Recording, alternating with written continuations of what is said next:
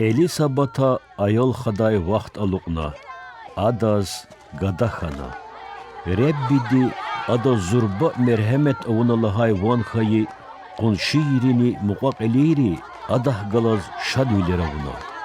Ayol xayı müjüddahayı quz, abur am sünnet zatana. Aburuz ayol dal için baba zekerdin tuaretgiz kanxana. Amma ayol din dide razı xanaç. Wa adan tuar Yahya jeda. Ve muqaqilirik it'aralay kaskaydi tur.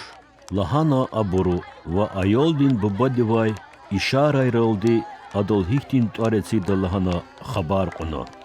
Zekeridi qul talabna adol adan tuar Yahya'ya lahana kena. Yeri mehtel xanamuqna.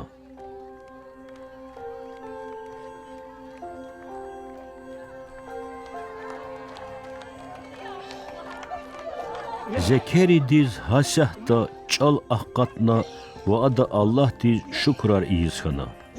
İnal zekeri din quniqun şirik kiçakatna ve inal xayı krar veri Yahudah din dağdı kayçkayrin insanrin sverahatna. İkar dikay von xayı buru işad xabar çpinrike xözkana. Abru çpik İ ayal dikay vujeda. Luhuz fikir zavay.